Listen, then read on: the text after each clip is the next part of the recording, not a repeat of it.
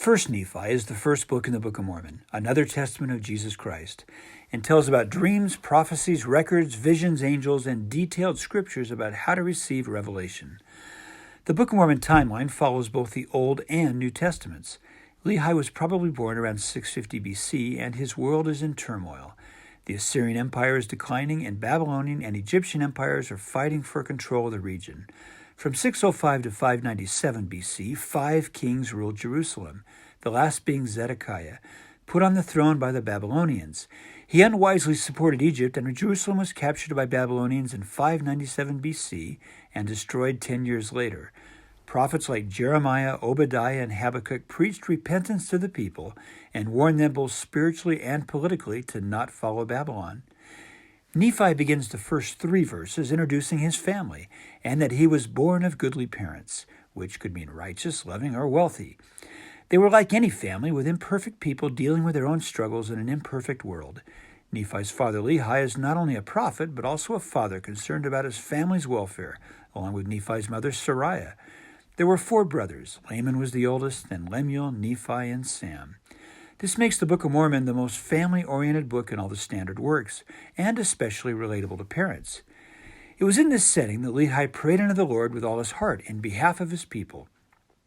He had a vision where a pillar of fire appeared, and he saw and heard many things that made him quake and tremble exceedingly. Lehi went home, fell on his bed, and had another vision where he saw God surrounded by angels, singing and praising him, and saw Jesus Christ and his 12 apostles. He was given a book of the future and read that Jerusalem would be destroyed because of the people's wickedness. Lehi told the people to repent or Jerusalem would be destroyed, and that Jesus Christ would come. They were angry and tried to kill him, but the Lord protected him. It's interesting to look at his story. A prophet prays, has a vision, sees heavenly messengers, including Jesus Christ, receives a book, and is rejected by most people, which looks a lot like Joseph Smith's own life. The Lord was pleased with Lehi and told him in a dream one night to take his family and leave Jerusalem. Now, instead of trying to change a nation, he'd create one and raise up a righteous people for the Lord. They packed food in tents, left their house in gold and silver, and traveled into the wilderness. They went south along the Red Sea coast for 200 miles, a 10 to 14-day journey to its northeast tip, then traveled 3 more days and stopped in a valley near a river, now out of reach of the Babylonian and Egyptian empires, or anyone in Jerusalem that sought his life, and probably stayed there for several years. Lehi built a stone altar and offered thanks to the Lord for saving his family. The valley was by a river of water. Lehi named Laman after his oldest son and encouraged him to be like it, continually running into the fountain of all righteousness. He called the valley Lemuel, encouraging him to be like it, firm, steadfast, and immovable in keeping the commandments of the Lord. Laman and Lemuel thought their father was foolish for leaving Jerusalem and their riches, and didn't believe the city would be destroyed. Lehi admonished them with the Spirit so that their frames did shake before him, confounding them that they durst not utter against him. While his older brothers murmured, Nephi wanted to know what Lehi had seen, and prayed to know if he'd done the right thing, leaving Jerusalem to flee into the wilderness. Like Joseph Smith, Nephi had great desires to know of the mysteries of God, wherefore I did cry unto the Lord, and behold, he did visit me. He now knew Lehi's words were true and did not rebel like his brothers. The Lord promised he'd be blessed because of his faith and become a leader over his brothers. Nephi told them what Jesus had told him, and Sam believed, but Laman and Lemuel did not. The Lord commanded Lehi in a dream to send his sons back to Jerusalem for the brass plates. They knew this would be a difficult task, and everyone's faith was put to the test. The stakes were high, and the fate of an entire nation depended on this errand. Laman and Lemuel murmured and didn't want to go, but Nephi had faith they could get the plates from Laban, and told his father, I will go and do the things which the Lord hath commanded, for I know that the Lord giveth no commandments unto the children of men, save he shall prepare a way for them, that they may accomplish the thing which he commandeth them. We learn from this wonderful verse in 1 Nephi 3:7 that God does not give us commandments we cannot keep, and also provides a way. The brothers will learn that this is not always easy or comes without a price, and God lets us fail at times so we can exercise our faith and trust in him. Nephi was impressed to write a detailed account how he obtained the brass plates. He was around 15 when they left Jerusalem, 4 in the large plates in 588 BC, and the small plates 10 years later. So he was about 45 when he began First Nephi and had over 30 years to ponder what the Lord had done for his family and why. When the brothers arrived outside of Jerusalem, they cast lots to see who'd approach Laban first. It fell to Laban, who went to Laban's house and asked for the plates. Laban called him a robber and threatened to kill him. Laban escaped and told his brothers what happened. "We tried, we failed, let's go home." But Nephi wouldn't give up and persuaded them to continue their mission. They decided next to try trading their father's riches to bargain for the plates. Laban was a military leader with a local guard of 50 and now called them all robbers, stole their property, and tried to have them killed. They'd now failed twice, lost their riches, and nearly been killed by Laban's servants. They escaped and hid in a cave where Laman and Lemuel beat Nephi and Sam with a rod. An angel appeared and told them to stop, that Nephi would be a leader over them and that the Lord would deliver Laban to them. The angel's influence didn't last very long, and Laman and Lemuel refused to try again to get the plates. Only Nephi trusted in the Lord to accomplish this seemingly impossible task. Laman, Lemuel, and Sam hid while Nephi crept into the darkened city alone, this time without a plan, relying on his faith and willingness to obey the Lord, being led by the Spirit, not knowing beforehand the things which he should do. Nephi found Laban lying drunk in the street and wrote, "I was constrained by the Spirit that I should kill Laban."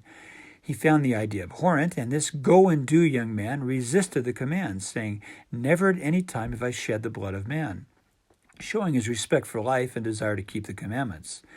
The Spirit spoke again, saying, "The Lord hath delivered him into thy hands." Nephi still did not obey and wanted to be absolutely sure this is what the Lord wanted him to do. The Spirit prompted him a third time, saying, "The Lord slayeth the wicked to bring forth his righteous purposes.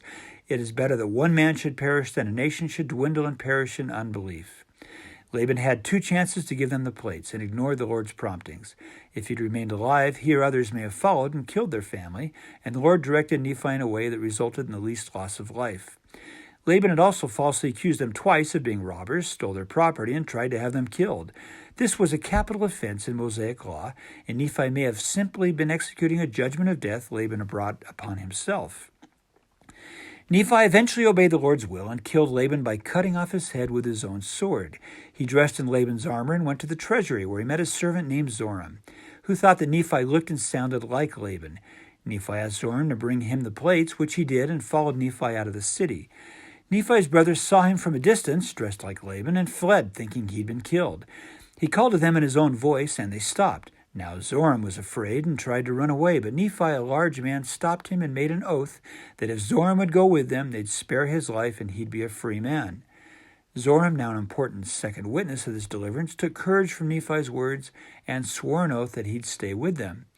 There was probably a lot of teaching going on as they traveled back now with the plates. The brothers realized only God's power could have delivered the plates to Nephi, but probably didn't know why they were so important it required Laban's life. Nephi knew that without the plates, his people would have dwindled in unbelief. This did happen to the Mulekites, who, without their spiritual records, denied their Creator and had their language corrupted. The plates would probably have been destroyed in the upcoming Babylonian invasion if Laban had kept them. We now learn more about Sarai in chapter 5. She hadn't seen Lehi's vision, but willingly left her home, comforts, and friends, and took their children into a dangerous wilderness on an unknown journey. She's had a month now to adjust to her new home, and waiting for her son's return, she began to fear they'd died. Now her devotion to Lehi and trust in his ability to receive revelation were put to the test. She complained against Lehi, calling him a visionary man. He acknowledged her concerns and agreed that yes, he was, but by following the Lord's command, they'd been saved from destruction and their sons would safely return. When they did, her joy was full, and she was comforted. Sarai shared her newly strengthened testimony, and with the Lord's witness that Lehi was a prophet, and this was God's will, she could now continue their journey with greater faith. Lehi studied the plates and learned how valuable they were. They contained the books of Moses, records of prophecies down to Jeremiah, including prophets not in our current Bible, which means the records may have come from the northern tribes, and the commandments. Lehi prophesied they'd go forth unto all nations and never perish or be dimmed by time. The Lord told Lehi his sons needed to go back to Jerusalem, this time to get wives, which they were more than willing to do. No murmuring here. They went to Ishmael's house, and the Lord softened his heart, and he took his family into the wilderness. The Lord was a wonderful matchmaker, and it was convenient that Ishmael had 5 daughters, just the number needed to provide wives for Lehi's 4 sons and Zoram. 1 Nephi 7:6 tells us Ishmael also had 2 married sons that went with them. Lehi's sons could have found wives in many places along their journey, but they needed covenant-keeping women for the right kind of marriage. On their journey, Laman, Lemuel, and 2 of Ishmael's daughters and sons rebelled and wanted to return to Jerusalem. Nephi said they'd be destroyed if they did, reminded them of all the Lord had done for them, and encouraged them to be faithful.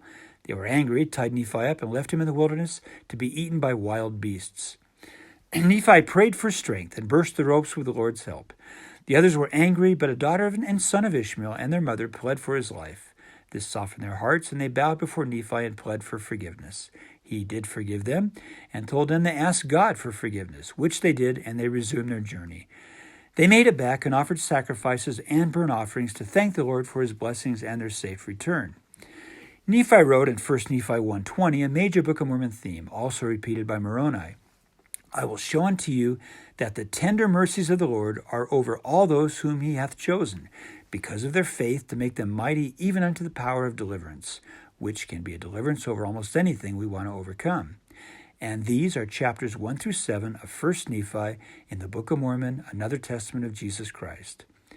I hope you enjoyed this video and had fun learning about 1 Nephi. If you'd like to try my activity puzzles that go along with each week's lesson or a copy of the drawing, you can find them at my Etsy site called Ponderfun, shown below. If you like the video, please click the thumbs up button below and subscribe to be notified when a new one is posted. If any of your friends or family might enjoy watching it, please share it with them. I've had requests to translate this into Spanish, which I'm working on. I serve my mission in Costa Rica and Panama, and would love to have my Spanish-speaking brothers and sisters also enjoy it. Thanks for watching, and have a great week.